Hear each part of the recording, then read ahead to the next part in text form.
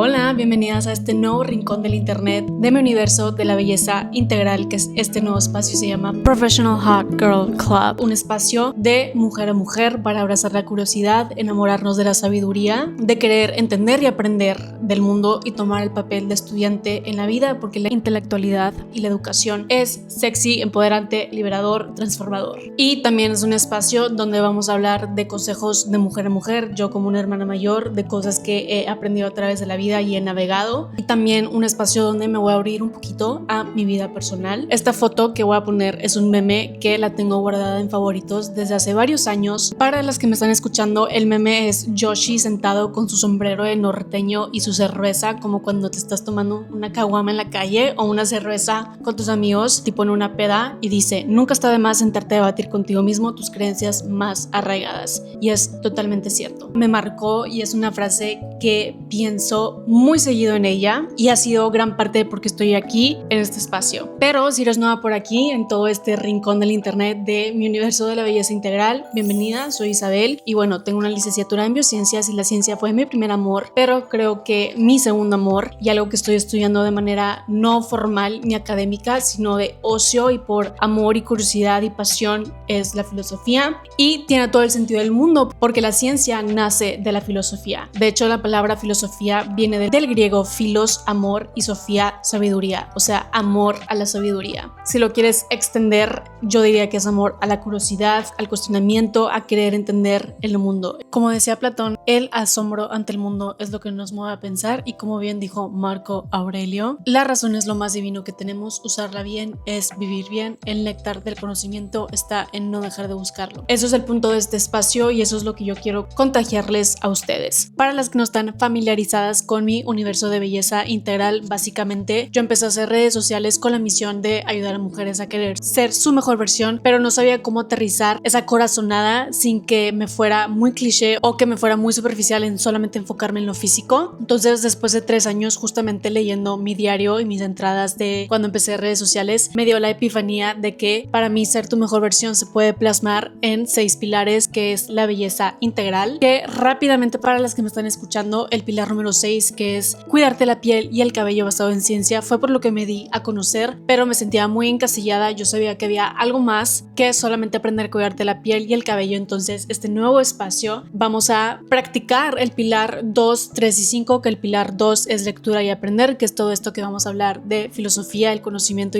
que ya he explicado. El pilar número 3 es todo el tema de educación financiera, que siento que como mujer es súper importante tener educación financiera y saber poder ser independiente económicamente sin tener que ponerte en una situación donde tienes que tolerar situaciones que no son favorables. El quinto es inteligencia emocional, que más adelante lo vamos a plasmar como consejos de hermana mayor, de mujer a mujer. Sigo súper convencida más que nunca que la relación más importante que vas a tener en toda tu vida es contigo misma. Tú eres tu proyecto más grande, y como una mujer que se salió de casa de sus papás a los 24, se independizó, se fue a vivir a otro país, a Canadá, que ese siempre fue su sueño. En realidad me salí a los 22 años, pero todavía me apoyaban con la renta, entonces 100% independiente fue a los 24 años. Hay muchísimas cosas que le diría a la Isabel del pasado, y siento que esos consejos que le diría a la Isabel del pasado se los quiero comunicar a ustedes en este espacio. Y también en general he pasado por muchas cosas que siento que ayudaría mucho si compartirá los consejos. El pilar número 1, que es fuerza y músculo, ya tengo muchos videos, más que nada en mi YouTube, de lo imperativo que es construir músculo, especialmente siendo mujer. Tengo la playlist de fierros pesados, donde les explico cómo construir músculo, cómo programar tu entrenamiento, y el último video que siento que se plasma súper bien a lo que me refiero de sentirte poderosa es el último video que subí de cómo hacer tu primera chin-up, donde pongo el testimonio de mi hermana. El cuarto pilar es el tema de nutrición, que también en mi YouTube ya tengo una playlist de nutrición. Hay un video educativo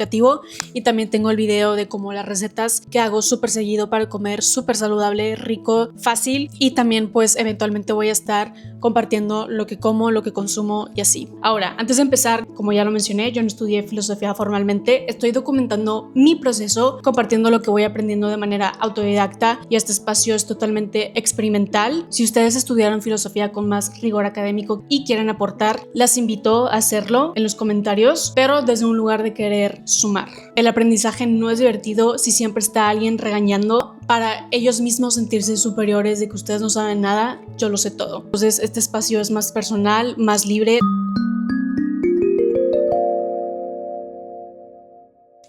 Yo comparto la idea de los estoicos de que la filosofía tiene que ser práctica, tiene que ser aplicada, tiene que cambiar la manera en la que ves y vives tu vida. Y eso es exactamente lo que busco hacer en este espacio, dar mi granito de arena. Pero la filosofía no es solo un tema de academia, es una conversación humana que lleva siglos desde antes de Cristo pasando sobre todo lo que nos importa sobre la ética, lo moral, por qué estamos aquí, qué es la realidad, si somos verdaderamente libres, si existe Dios, etc. Porque la curiosidad es lo que ha hecho avanzar a la humanidad y creo que también puede cambiar tu vida. Voy a decirles la dedicatoria de mi ebook, Science Meets Beauty. Que la curiosidad y la pasión, sea por la ciencia o por cualquier tema que te interese y te mueva, sea una gran razón de vivir y enciendan ese spark en ti. Nerd out. Canaliza tu intensidad y tu pasión en todo aquello que te haga crecer. Explora todo lo que despierte tu curiosidad. No tenemos por qué limitarnos a un solo tema, porque la curiosidad es lo que nos ha permitido entender y explicar el mundo. Así que, sin más preámbulos, empecemos con el tema del día de hoy, sobre por qué la ciencia no puede comprobar la existencia de Dios. Entonces, un poquito de mi contexto. Yo crecí en un ambiente católico. Crecí en Monterrey, México, que es un ambiente muy católico. Así que yo crecí creyendo que sí existe Dios. Luego empecé a estudiar biociencias, ciencia, entonces me volví atea. Pero al final de este episodio les voy a decir mi postura actual personal. Para entender por qué la ciencia no puede comprobar la existencia de Dios, nos tenemos que ir muchísimo más atrás. Antes de que existiera cualquier tipo de pensamiento filosófico o científico, la humanidad igual necesitaba buscar explicaciones al mundo. Como por ejemplo, ¿por qué llueve? ¿Por qué hay terremotos? ¿Por qué se muere la gente? Y la respuesta eran los dioses. O sea, si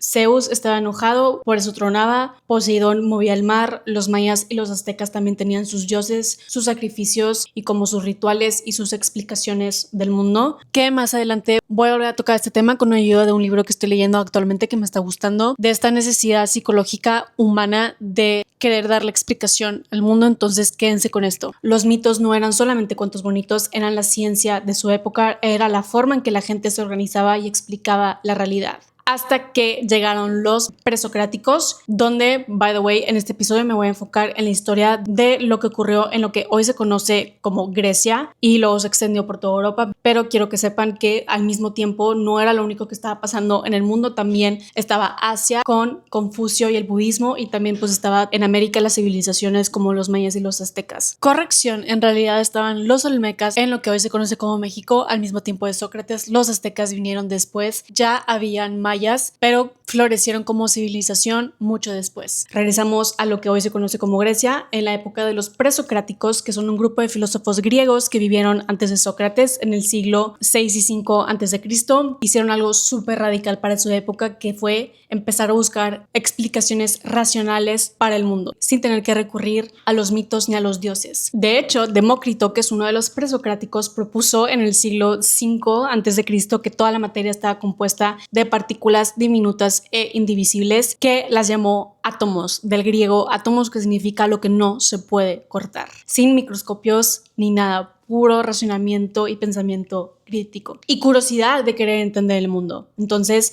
ahorita ya estamos en los quarks, que son las partículas que hacen los átomos. Y luego llega Sócrates, que hace un antes y un después en la humanidad, literalmente. Pero para entender su impacto hay que entender el contexto, ¿ok? En esa época estaban los sofistas, que los sofistas eran básicamente maestros que te cobraban por enseñarte a hablar bien, a argumentar, a persuadir, o sea, a usar la retórica para convencerte de una idea, aunque no sea verdad. Su objetivo era ganar el debate Aparte, convencer a la audiencia, verse bien en público y no necesariamente llegar a la verdad. Sócrates tenía una crítica hacia los sofistas porque para él usar la palabra para manipular en lugar de buscar la verdad era una forma de corrupción intelectual. Y esa distinción entre convencer y descubrir la verdad es exactamente lo que lo hizo revolucionario y lo hizo un mártir. Porque al final lo mataron, pero ahorita llegamos a ese tema. Entonces, mientras los sofistas te enseñaban a parecer que sabías, Sócrates te demostraba que en realidad no sabías. Y eso es muchísimo más incómodo, pero muchísimo más revelador y transformador. De hecho, hay una frase que se le atribuye muchísimo, que es muy famosa, que es: solo sé que no sé nada. Que no es resignación. O sea, si tienes la humildad de reconocer que no sabes, puedes empezar a finalmente buscar la verdad. Sócrates disfrutaba revelar los límites de lo que la gente realmente entendía y cuestionar las creencias en las que se construían sus vidas. Literalmente cuestionaba sus creencias más arraigadas, o sea, platicaba con gente y pues lo que se conoce como el método socrático, que es cuestionar para ver si en verdad entiendes lo que crees. La sabiduría para Sócrates significaba entender la verdadera naturaleza de nuestra existencia, incluyendo los límites de lo que podemos conocer. Lo único es que Sócrates no escribió nada, todo lo que sabemos de él es a través de sus alumnos, como Platón, que Platón escribió muchísimos diálogos. Y si quieren ver exactamente el nivel de cuestionamiento del que estoy hablando, pueden leer la Apología de Sócrates, que él escribió Platón, que es básicamente la transcripción de su juicio, en el momento en el que lo condenan a muerte por hacer preguntas y cuestionar. Sócrates, al hacer este como cuestionamiento, dejaba en evidencia que en verdad la gente no sabía por qué creía lo que creía, que sus convicciones más profundas estaban construidas sobre tradición y no sobre cuestionamiento y racionalización y en verdad entender. Entonces lo llevaron a juicio porque afirmaban que Sócrates estaba descuidando a los dioses atenienses e introduciendo dioses propios. También sugerían que Sócrates estaba enseñándole a los jóvenes de Atenas a comportarse mal, alentándolos a rebelarse contra las autoridades por cuestionar. Entonces, en este juicio le dieron la opción de dejar de hacer preguntas o morir, y Sócrates eligió morir porque para él una vida sin cuestionarse no merece ser vivida. De hecho, sus últimas palabras antes de tomar la cicuta fue exactamente eso: una vida sin examen no merece ser vivida. Que mueras por tus creencias te hace un mártir, o sea, es muy revolucionario. Entonces, su alumno más famoso fue Platón, que recogió todo su pensamiento y lo convirtió en diálogos. Entonces, básicamente la filosofía occidental nació en esta época, en este momento, y el alumno más famoso de Platón fue Aristóteles. Y Aristóteles fue el pionero para entender de dónde viene la ciencia. Se le considera como el padre de la ciencia porque fue el primero en ponerse a clasificar el mundo de lo que hoy se conoce como taxonomía. Estudió animales, plantas, política, ética, física, lógica. Fue el intento de observar, categorizar y ordenar, que es una de las cosas que hace la ciencia. La ciencia no siempre existió como hoy la conocemos. En la antigua Grecia no había científicos, había filósofos, y de esa tradición de preguntar, de cuestionar, de atreverse a ir en contra de la narrativa dominante, nació todo lo que hoy damos por sentado. ¿Okay? La filosofía fue la madre de todo, de la biología, de la física, de la matemática. Todas nacieron ahí de la simple curiosidad humana de querer entender el mundo. Con el tiempo, estas preguntas se fueron volviendo más específicas y más técnicas, y nació lo que hoy conocemos como el método científico, que es observar, formular una hipótesis, experimentar y verificar esa hipótesis. Pero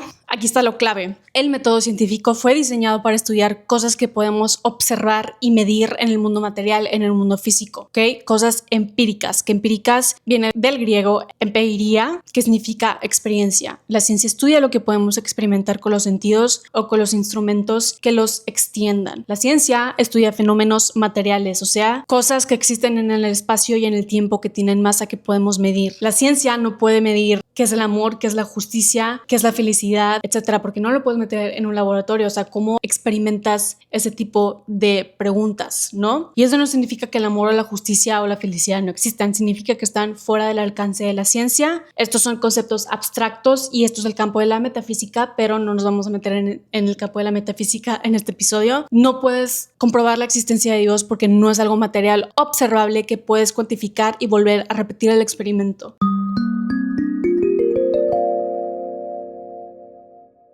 antes de decirles mi postura, les quiero dar un poquito más de introducción, un poquito más de aprendizaje. Entonces, hablemos un poquito de la Edad Media. La Edad Media empieza aproximadamente en el siglo V, cuando cae el Imperio Romano, y para ese momento el cristianismo ya llevaba siglos creciendo y se había convertido en la religión oficial del Occidente. La Iglesia no solamente tenía poder espiritual, tenía poder político, económico y académico. Pero es un error común pensar que la Edad Media fue todo oscuro, superstición, que la gente no cuestionaba nada. En la Europa medieval, las universidades eran básicamente administradas por la Iglesia y ahí adentro había una tradición académica que se llama escolástica, que era usar la lógica y la razón de Platón o de Aristóteles para intentar demostrar la existencia de Dios. O sea, no solamente usar la fe, sino la razón y la lógica para comprobar la existencia de Dios. Y de los más famosos que hicieron este trabajo fue Tomás de Aquino, que era un monje, entonces agarró la filosofía de Aristóteles y la usó para construir argumentos racionales sobre la existencia de Dios. ¿Okay? Su obra más famosa se llama Summa Theologica y es básicamente un tratado gigante donde va argumento por argumento para intentar comprobar la existencia de Dios. El primer argumento es el argumento del movimiento, que todo lo que se mueve fue movido por algo. Por ejemplo, esta taza no se movió sola, yo la moví. Entonces, ¿quién te movió a ti? ¿Y quién movió a ese? Y si seguimos la cadena hacia atrás infinitamente como efecto dominó, en algún punto tiene que haber algo que se movió sin haber sido movido por nadie más, y ese primer motor inmóvil es Dios, según Tomás de Aquino. Obviamente se ha contraargumentado, pero no se puede negar que es un argumento al final del día que intenta usar la lógica. El segundo argumento es el argumento de la causalidad, que todo efecto tiene una causa. Por ejemplo, este podcast existe porque yo lo grabé, yo existo porque mis papás existieron, ellos existen porque mis abuelos existieron, y así te vas. Entonces tiene que haber una causa primera, y esa causa primera es Dios. El tercer argumento es el argumento del diseño, que si miras el mundo, la precisión con la que funciona el universo, los ecosistemas, el cuerpo humano, parece demasiado perfecto como para que todo haya sido accidente, aunque la ciencia ya nos dice lo contrario. Todo el tema de la selección natural y de Charles Darwin con la adaptabilidad y los genes y así, que ese es otro tema para otro video, pero en ese momento para Tomás de Aquino ese tema del argumento del diseño, de que todo es demasiado perfecto, tuvo que haber un diseñador, y eso es Dios para Tomás Aquino. El cuarto argumento es el de los grados de perfección. Cuando decimos que algo es bueno, más bueno o mejor, estamos comparándolo con un punto de referencia. O sea, esa persona es más honesta que aquella, esta obra de arte es más bella que la otra, pero para poder comparar grados de algo, tiene que existir un máximo absoluto de ese algo. Tiene que existir lo más honesto, lo más bello, lo más perfecto, y ese máximo absoluto de todas las perfecciones, bondad infinita, belleza infinita, verdad infinita, eso es Dios. Que esto me recuerda a la teoría de formas de Platón, aunque no esté mal el capítulo, pero ustedes lo pueden investigar luego después de este capítulo por si les interesa. El quinto argumento es el argumento de la finalidad, que todo en el universo parece tener un propósito, una dirección, una tendencia. Por ejemplo, que las plantas buscan la luz, los planetas siguen órbitas, los pájaros migran. Nada de esto, según Tomás de Aquino, ocurre al azar, todo parece apuntar hacia algo, y si hay dirección, tiene que haber alguien que lo haya puesto ahí, y según Tomás de Aquino, ese alguien que le dio dirección y propósito a todo lo que existe es Dios. Estos argumentos definitivamente tienen una lógica interna, aunque claro que se pueden debatir, y nada más los estoy presentando para que quitar un poquito ese sesgo de que la Edad Media era una época súper oscura donde no había lógica detrás, y que vean cómo ya pasamos de creer en mitos a intentar usar la lógica y el razonamiento para pues entender el mundo y explicar el mundo. Y también lo hago porque yo tenía este sesgo de que la religión no tiene rigor académico, pero sí existe rigor académico en la religión, lo que se conoce como teología, pero es completamente diferente la teología académica, y otra cosa es cómo la religión se vive de manera popular. La interpretación literal de la Biblia, el Dios blanco de ojos azules con barba que es castaño, nada de eso viene de la teología como rama de estudio, y más adelante les voy a dar unos ejemplos, pero eso viene de la cultura, ¿ok? Y eso es algo que vale la pena diferenciar. Esto es importante porque Tomás de Aquino estaba haciendo exactamente lo que la ciencia moderna dice que no se puede hacer, que hay limitación, intentar probar algo inmaterial con herramientas racionales. Incluso él mismo reconocía que la razón tiene sus límites. De hecho, distinguía entre lo que la razón puede alcanzar y lo que solamente se conoce por revelación divina. Y luego ya siglos después nació todo este tema del método científico, y ya no bastaba con tener un argumento lógico, ahora necesitas evidencia empírica, necesitas poder repetir el experimento, necesitas poder falsificar la hipótesis, como veremos con Popper y Hume más adelante, pero Dios por propia definición no pasa este filtro de usar la ciencia para poder comprobar su existencia o no. Hablando de religiones monoteístas, lo que es Dios, bueno, depende de la tradición de la persona y de la cultura, pero la teología cristiana oficial describe a Dios como un ser espiritual, infinito, eterno, no material, aunque culturalmente lo hayamos pintado como un hombre blanco, castaño, con ojos azules, que está en la Capilla Sixtina. Eso dice mucho más de los pintores renacentistas que de la teología en sí, porque los teólogos no describen a Dios con rasgos físicos, lo describen en lo que en filosofía se conoce como atributos divinos: omnipotente, que es todopoderoso; omnisciente, que lo sabe todo; omnipresente, que está en todos lados; y omnibenevolente, que es infinitamente bueno y amoroso. Tiene atributos divinos, pero no atributos físicos. Pero justamente esta combinación de atributos es una de las preguntas que la filosofía no ha podido contestar al 100%, y de hecho la formuló Epicuro, que fue del siglo III a.C., que es: si Dios es todopoderoso y lo sabe todo y es infinitamente bueno, ¿por qué existe el sufrimiento? Porque si lo puede evitar y no lo hace, entonces no es benevolente. Si puede evitarlo y no lo hace, entonces no es omnipotente. Algo que me gusta mucho de Epicuro, que es algo que practico y como que me dio mucha paz mental, es sobre el tema de la muerte. Siento que es uno de los regalos más bonitos de la filosofía, que es una forma de quitarle esta ansiedad y miedo a la muerte. Que hay un libro que leí, aquí está, sí lo tengo, Brief History of Thought. Lo quiero volver a leer. Básicamente ese libro lo recomiendo que lo lean, pero algo que me llevo de ese libro es que los humanos somos los únicos animales que sabemos que vamos a morir, que tenemos conciencia de que vamos a morir, y esa conciencia genera mucha ansiedad y miedo, que básicamente toda la cultura, la religión, el arte es una forma de manejar ese terror, una manera de sentir que trascendemos la muerte, ya sea de manera literal o simbólica, como en la religión, que si eres bueno en este mundo, después de la muerte, lo que se conoce en inglés como afterlife, te vas a reunir con tus seres queridos, vas a ir al cielo, vas a estar con Dios, vas a vivir en el cielo, y que si te portas mal te vas a ir al infierno y así. Y de hecho Nietzsche criticaba específicamente todo este tema, porque para él la religión y la moral tradicional hacen que la gente devalúe el presente, que no disfrute el presente, estar en el momento, en favor de tener una vida después de la muerte que ni siquiera está garantizada. O sea, nadie sabe lo que pasa después de la muerte. Lo que lo llamaba como la moral de los esclavos, que es vivir sufriendo ahora en el presente con la promesa de que en el más allá, cuando te mueras, en the afterlife, te va a ir bien. Para él eso era una forma de escapar de la vida real y no de vivirla. Pero bueno, regresando a ese tema, Epicuro decía que antes de nacer no existías, y ese no existir no te causaba ningún sufrimiento. La muerte es exactamente lo mismo, un regreso a ese estado, y lo resumió así: cuando la muerte está, yo no estoy;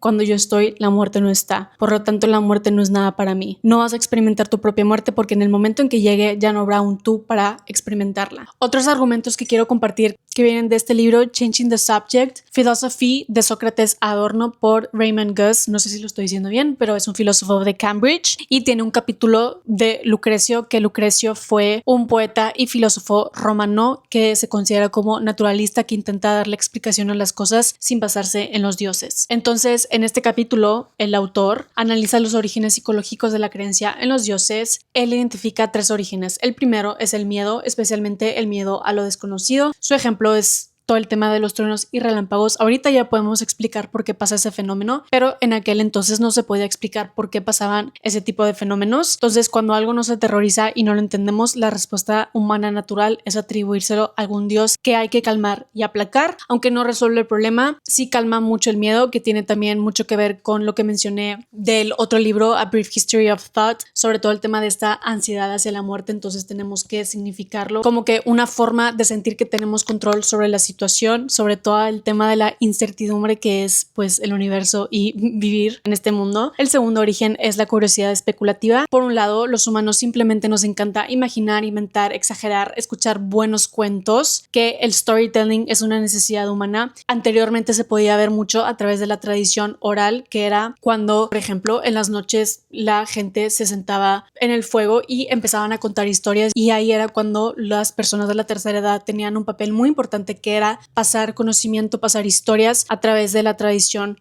oral. Antes de que existiera escribir o los libros, justamente no es casualidad que gran parte de la Biblia esté construida sobre narrativas y parábolas. Es porque era el vehículo para poder educar, para poder transmitir ética, moral, cosmovisión. Y en mi opinión, el problema no es el formato, el problema es cuando la gente empieza a interpretar de manera muy literal la Biblia, cuando se debe de tomar como metáforas. Es más que nada el mensaje, no es tomarlo como literal. Ahí es cuando empieza la radicalización. Un ejemplo moderno de esta tradición oral del storytelling son los chismes. Sabemos que los chismes están muy exagerados o ni siquiera es verdad, pero igual nos engancha, nos fascina, nos encanta, nos saboreamos cuando alguien sabe contar un muy buen chisme, cuando tiene muy buen storytelling. Por otro lado, también tenemos esta necesidad profunda de querer entender el mundo, de querer darle una explicación a todo, y esa necesidad nos empuja a una causa última, un origen de todo. Que antes de continuar, también siento que esto tiene que ver mucho con las historias que nos contamos, que no las contamos tan bien, que no las empezamos a creer y lo tomamos como verdad. Por eso, como lo dije al principio, nunca está de más sentarte a debatir contigo mismo tus creencias más arraigadas, y creo que la terapia es un espacio donde alguien te está guiando para justamente deconstruir esas creencias, esas narrativas que en un principio empezaron como historias para poder significar un evento, un suceso, pero con el tiempo la historia se volvió tan buena que te la empezaste a creer y que se te olvidó que empezó como una historia. Pero bueno, regresando, el autor dice que en el occidente terminamos fusionando las dos cosas, que Dios se convierte a la vez en la cosa más grande que existe y en la explicación final de todo lo que es. Entonces él hace la pregunta: si Dios es tan perfecto, tan abstracto, tan absoluto, ¿por qué rezarle a algo que al final se parece más a una fórmula matemática que a un hombre con barba? Esa pregunta se las dejo de tarea, pero el tercer origen es la necesidad humana de consuelo. La debilidad, el fracaso, la sensación de que no podemos solos se manifiesta como esta necesidad psicológica de querer tener acompañamiento, de sentir que hay algo o alguien que nos cuida. Y aquí es cuando Lucrecio dice que un Dios verdaderamente perfecto y autosuficiente no tendría ningún interés en las trivialidades de nuestra vida humana. No necesita nada de nosotros, no puede ser movido por la ira ni por nuestros méritos. O sea, la imagen del Padre omnipotente que nos va a salvar es, según Lucrecio, una fantasía infantil incoherente.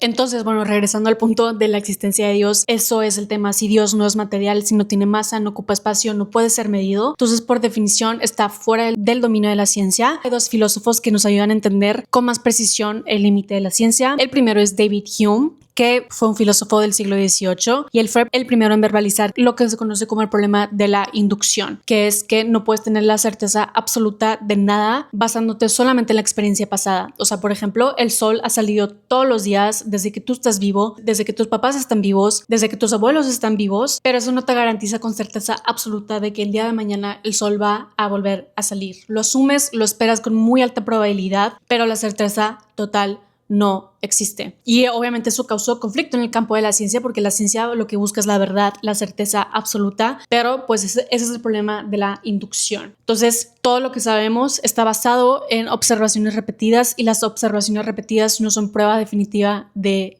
certeza absoluta. Y ahí es donde entra Karl Popper en el siglo XX, que tomó el problema de Hume, y su respuesta fue lo que se conoce como la falsabilidad, que él decía que para que algo sea científico no necesita ser verdadero para siempre, necesita poder ser demostrado falso, ¿ok? O sea, necesita poder ser comprobado que es falso. Una teoría falsable no es una teoría falsa, es una teoría que si estuviera equivocada la ciencia podría revelarlo. Por ejemplo, todos los cisnes son blancos. Es científico porque puede ser falsable, puede ser comprobado falso, puede ser refutado, y de hecho sí es falso, hay cisnes negros. En cambio, la hipótesis de que existe un ser eterno infinito fuera del universo material no puede ser probado, ni refutado, ni comprobado falso. Por eso no es una afirmación científica, y esta pregunta no la puede contestar la ciencia. También Popper nos enseña que las mejores teorías, las más sólidas, las más probadas, como la relatividad de Einstein o la física de Newton, siempre están abiertas a la posibilidad de que un nuevo resultado las demuestre falsas. Entonces, la ciencia no busca certezas eternas, busca las explicaciones más confiables que podemos tener hasta que aparezca evidencia mejor.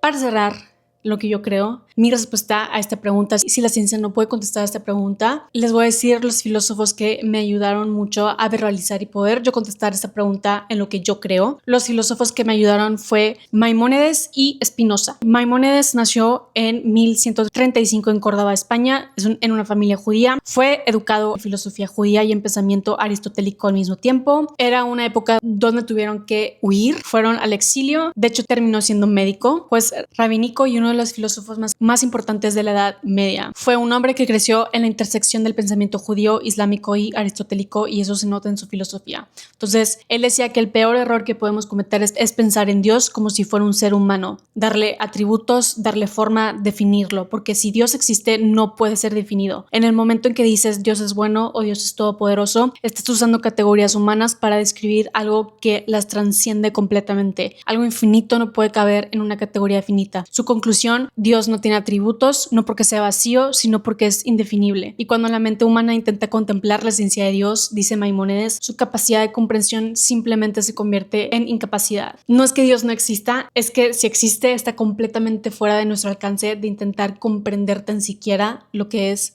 Dios. Ni la ciencia, ni la lógica, ni el lenguaje pueden llegar a intentar explicar lo que es Dios, porque Dios lo transciende todo. Y luego está el otro filósofo que me ayudó muchísimo a verbalizar, que es Spinoza, que él nació en 1632 en Ámsterdam, hijo de judíos portugueses, y de hecho fue excomulgado de su comunidad porque sus ideas sobre Dios eran demasiado radicales para su época, porque Spinoza decía que Dios y la naturaleza son la misma cosa. Literalmente escribía Dios o la naturaleza como si fueran sinónimos, y esto se conoce como panteísmo, la creencia de que Dios no está separado del mundo, sino que es el mundo. Dios es el mundo. Todo lo que existe, las piedras, los pájaros, tú, yo, somos partes de ese único todo infinito que él llama Dios. Y si Dios es infinito, decía Spinoza, entonces no puede existir nada que no sea Dios. Pero, ojo, este Dios no te escucha, no responde a oraciones, no te castiga por tus pecados. Los creyentes tradicionales proyectaban cualidades humanas en Dios, como compasión, amor, juicio, y para Spinoza esto era un error. Dios no tiene características humanas, es impersonal. Puedes amar a Dios, decía Spinoza, pero no esperes que te ame de vuelta. Que de hecho está súper bien documentado que Einstein, que literalmente fue un genio en entender cómo es que funciona el universo, dice que él cree en el Dios de Spinoza. Entonces, estos dos filósofos literalmente verbalizan lo que para mí es Dios. Lo que quería llegar es que Dios es el nombre que decidimos ponerle para poder comunicar el concepto, pero pudo haber sido otro nombre y sigue siendo el mismo concepto. Pero la verdad yo no creo que Dios es un hombre blanco, barbón, de ojos azules que está en el cielo viéndote y que te va a castigar por tus pecados. Para mí ni siquiera tiene forma ni cuerpo, o sea, si tuviera que describirlo es una energía que ni siquiera podemos ver y que tal vez nuestra capacidad humana nunca va a poder comprender lo que es